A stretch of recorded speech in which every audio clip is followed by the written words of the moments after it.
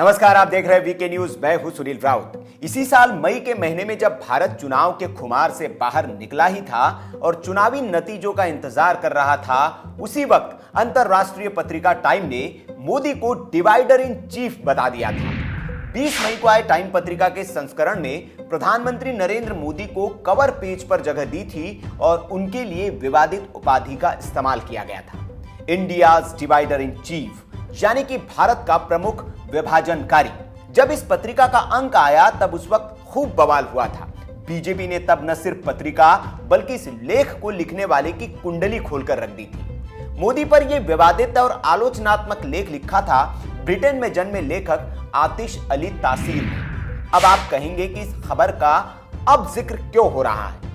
वो दरअसल इसलिए क्योंकि इस लेख को लिखने वाले आतिश अली एक बार फिर चर्चा में आ गए हैं और इस बार चर्चा की वजह है उनका OCI कार्ड, यानी overseas citizen of India card, जिसे भारत सरकार ने वापस ले लिया है। हालांकि भारत की ओर से यह कोई बदले की कार्रवाई नहीं है, ऐसा भारत सरकार ने स्पष्ट किया है। तो फिर आतिश अली का कार्ड वापस क्यों लिया गया? पहले यह समझ लीजिए कि यह OCI कार्ड होता क्या है। यह कार्ड विशेष रूप से उत्तरी अमेरिका या फिर दूसरे विकसित देशों में रहने वाले भारतीय मूल के व्यक्तियों को दिया जाता है। इसे एक तरह से आप दोहरी नागरिकता का प्रमाण पत्र कह सकते हैं। अगस्त 2005 में सरकार ने इस कार्ड को जारी किया था। नागरिकता अधिनियम 1955 में संशोधन करते हुए प्रवासी भारतीय नागरिकता स्कीम शुरू की गई थी और इस कार्ड को 2 दिसंबर 2005 से जारी करना शुरू किया गया था।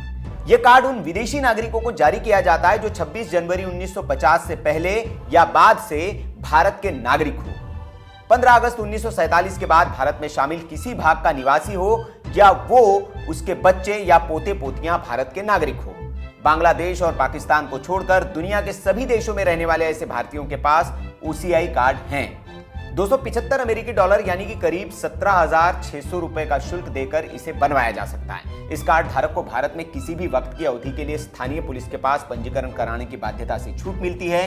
साथ ही बहुउद्देशीय और आजीवन वीजा भी मिलता है। ऐसे कार्ड धारक पूरे जीवन तक भारत की यात्रा कर सकते हैं। लेकिन अब सवाल ये कि आतिश अली से सरकार ने यह OCI कार्ड वापस क्यों लिया? दरअसल विदेश विभाग की माने तो आतिश अली ने यह तथ्य छुपाया कि उनके पिता पाकिस्तानी मूल के थे। इसके बाद ही यह कदम उठाया गया।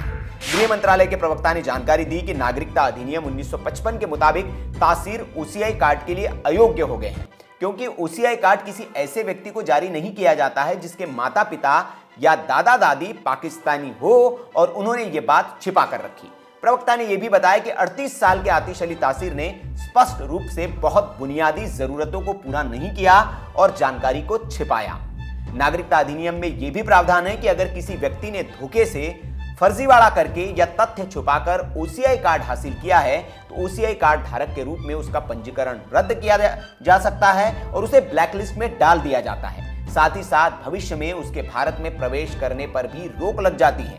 आपको बता दें कि तासीर पाकिस्तान के दिवंगत नेता सलमान तासिर और भारतीय पत्रकार तवलीन सिंह के बेटे हैं। हालांकि सरकार के इस कदम की तासीर ने आलोचना की है और इस फैसले को मनमाना बताया है। गृह मंत्रालय के बयान पर तासीर ने ट्विटर पर कहा कि उन्हें जवाब देने के लिए 21 दिन का वक्त नहीं दिया गया, जबकि 24 घंटे में उनसे स्पष्टीकरण मांगा गया था जो नियमों के खिलाफ है।